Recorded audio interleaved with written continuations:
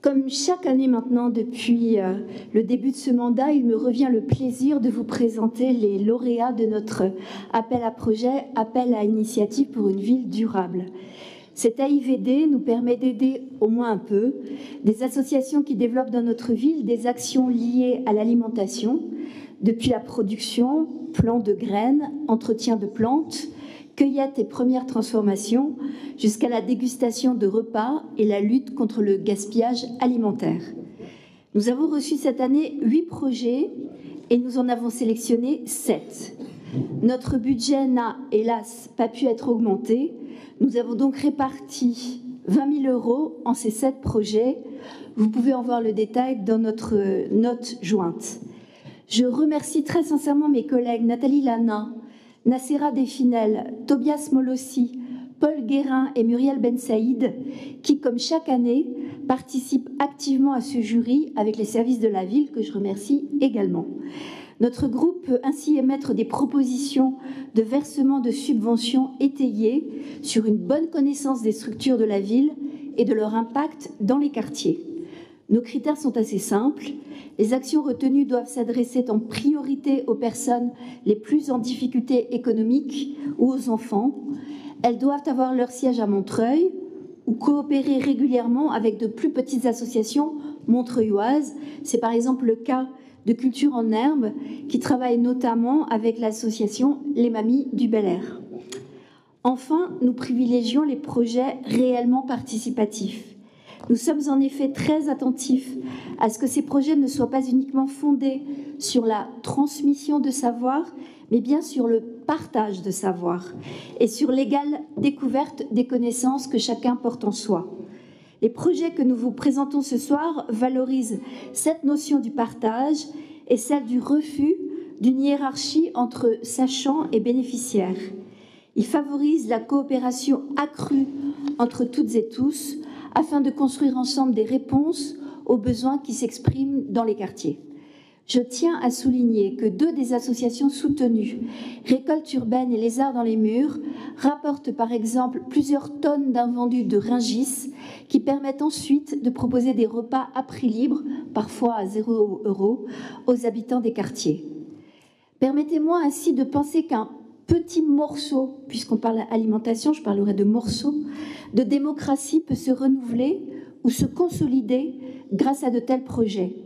Lorsque l'on épluche des légumes ensemble, lorsque l'on découvre la saveur d'une nouvelle plante aromatique, lorsque l'on surveille ensemble la cuisson d'un gâteau qui va faire briller d'envie les yeux des enfants, nous trouvons très simplement la joie de découvrir et de créer ensemble et sûrement la joie d'écouter les autres. J'ai la conviction, peut-être immodeste, vous me pardonnerez peut-être, que de tels projets jouent un rôle important dans la qualité de vie dans nos quartiers. Si vous avez des questions à poser sur telle ou telle proposition ou sur tel et tel choix, je suis bien sûr prête à vous répondre. Mais surtout, je vous encourage cet été à aller voir tout ce qui se fait dans nos quartiers. Je pense notamment à l'été est à nous, à la nous, grâce à ces associations. Cela vous convaincra, je l'espère, du bien fondé de cet appel à projet et des actions retenues que je vous remercie de bien vouloir valider. Alors, la municipalité encourage les projets concernant l'alimentation durable. Elle soutient les associations qui cultivent à Montreuil, en pleine terre ou en bac, la pollution des sols étant un lourd héritage de l'industrialisation de la ville. Accompagnées de nouvelles pratiques, sans pesticides ou autres intrants, ces associations mettent en exergue la pédagogie pour expliquer les légumes adaptés aux différentes saisons et consommant moins d'eau. Cela évite de faire venir des légumes ou fruits de l'autre côté du globe avec tout le CO2 dépensé, des normes de traitement chimique très élargies, ainsi que de mauvaises conditions de travail existant dans certains pays.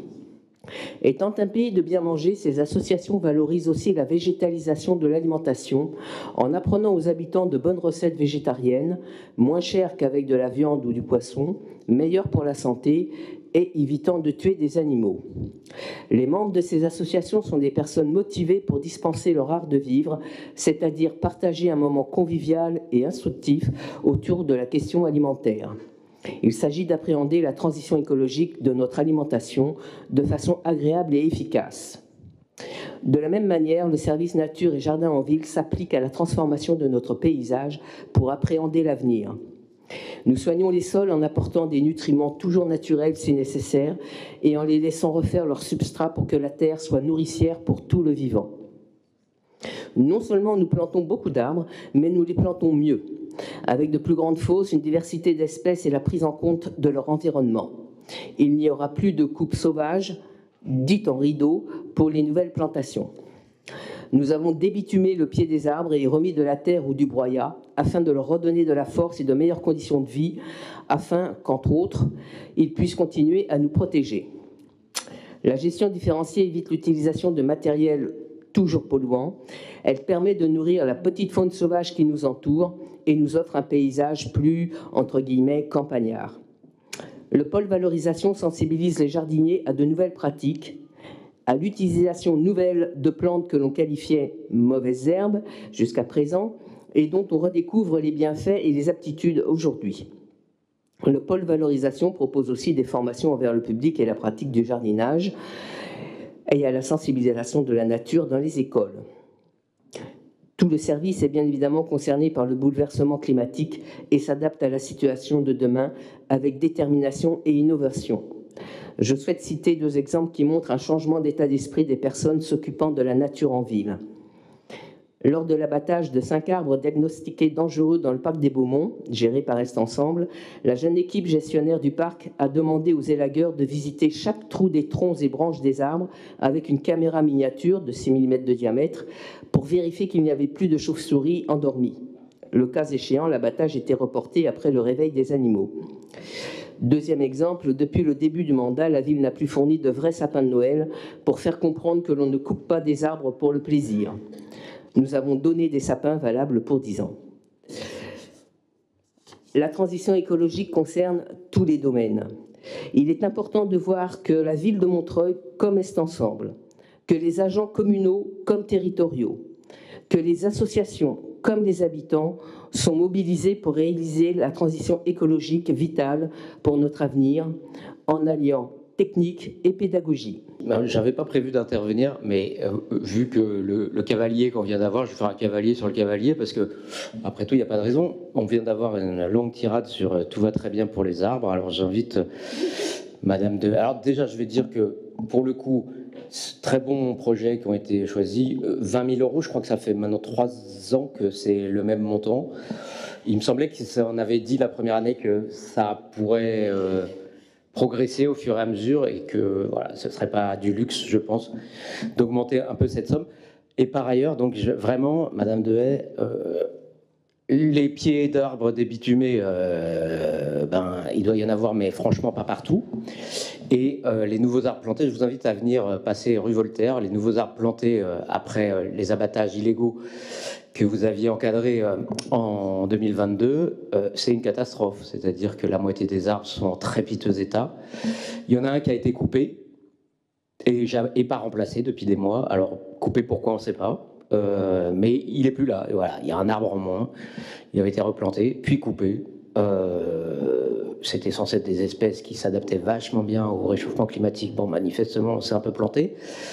Les platanes, eux, ils vont super bien. Voilà, ils font de l'ombre là où il en reste. Voilà, mais sur la moitié de ce tronçon de la rue Voltaire, il n'y a plus, il n'y a plus d'ombre, il n'y a plus rien. Il y a des tiges avec quelques feuilles. Il y a des arbres morts, un arbre coupé. Le bilan est catastrophique. Et les pieds sont toujours bitumés. Hein. Donc, pour les platanes. Donc, franchement, le tableau idyllique, non. Je mets aux voix délibération numéro 4, qui est contre. S'abstient, unanimité, je vous remercie. Délibération numéro 5, Monsieur Beltran, vous avez la parole.